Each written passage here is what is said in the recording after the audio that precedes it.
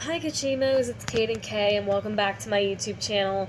I know it's been a while since I've made YouTube videos, but I gave up posting on social media for Lent. But anyways, in today's video, I'll be giving you all an update on what's been going on since I last posted. But before we get started, today's verse of the day is 1 Peter 2:24. He who himself bore our sins in his body on the cross, so that we might die to sins and live for righteousness. By his wounds you have been healed. Also, be sure to hit that like button, subscribe, and turn on that post notification so you know when I'm uploading new videos. You can also follow my public social media so you can see additional content and notifications down below. Now, without further ado, let's get on with the video. Okay, so as you can probably tell, I have been crying. If I can, I'll get to this later on in the video. I really don't have a lot of time on here for some reason.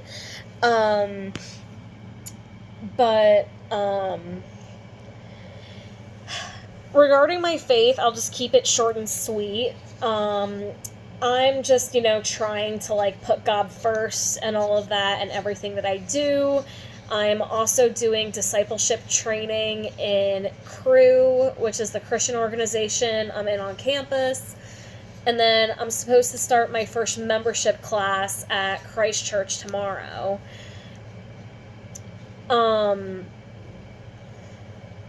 So, yeah, my physical health, my cholesterol is pretty high. So last semester my cholesterol was 225. This semester it's 275. But I did start working out at the gym. I literally had to take a few days off of recovery because my abs and my legs were in pain. So yeah, but it's back off to the gym I go tomorrow. I'm currently on my third residence hall. I have had the worst luck with roommates this academic year. I was only supposed to have one roommate and one residence hall the entire academic year, but that didn't happen due to just issues in the friend group, and just roommates not really following through with what they said on their roommate success plans and all of that. So yeah, I had to leave. So NAMI, which is National Alliance on Mental Illness, I am not a part of that anymore because the club was inactive. So I'm now a part of Psychology Club and as well as Crew. So, I'm also a Commons coordinator on campus, which helps, prepare, events and stuff, and also just customer service as well. I might be getting a second job as a College of Science and Mathematics,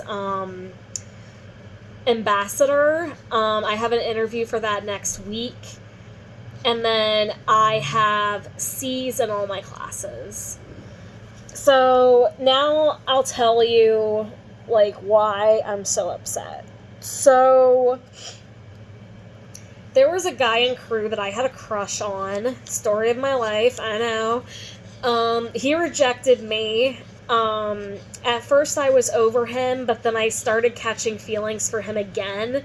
At first it was physical attraction. I feel like it still primarily is, but I always just loved his, charisma and his kindness.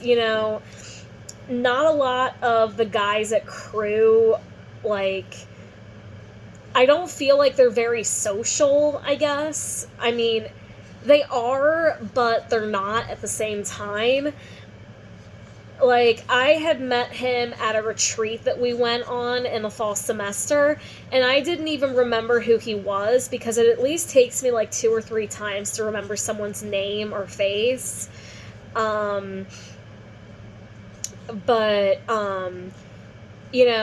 he said hi to me afterwards. He was always very friendly and stuff, and it's like I felt seen.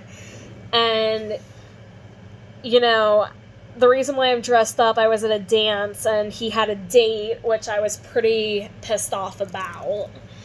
On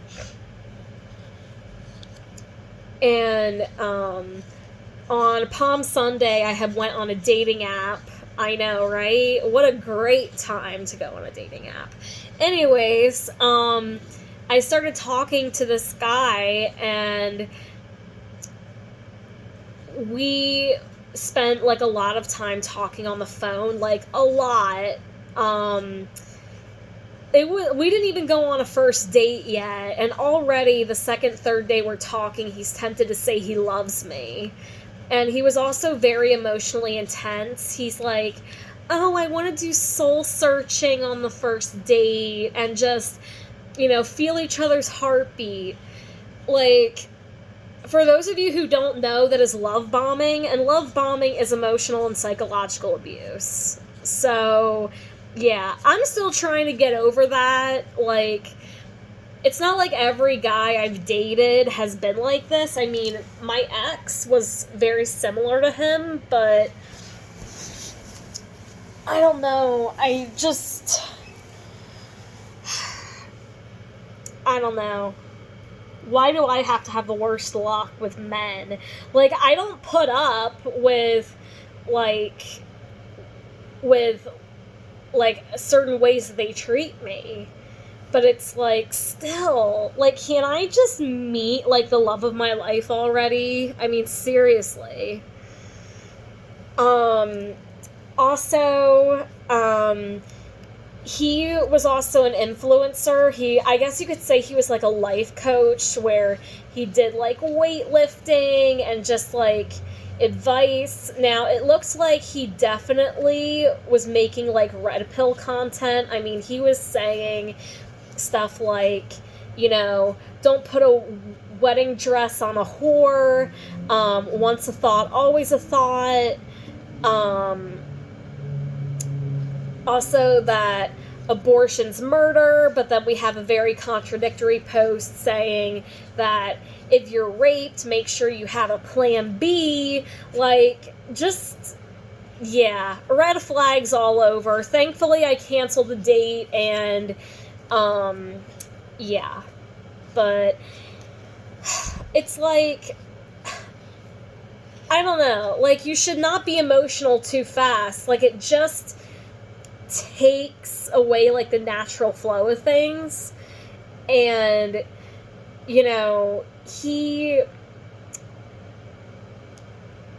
it also, in a lot of ways, it burns me out when people rush things that way. Like, it stresses me out. It's like, you should not be saying or being even tempted or telling someone that you're tempted to say that you love them before the first date. I mean, really. I mean, that's just common sense.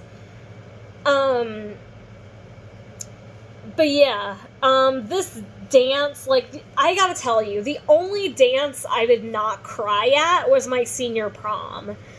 And I don't know, like, there were a lot of reasons why I was crying at this dance. I mean, I was ticked off that, you know, the guy that I, you know, have started to catch feelings for, again, has a date.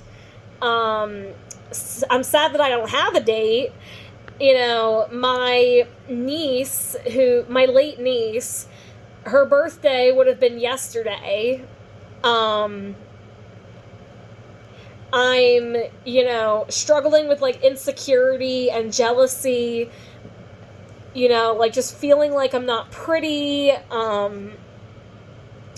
feeling like, you know, blonde girls get more attention, and it's like, I don't know, it's so stupid. I mean, really.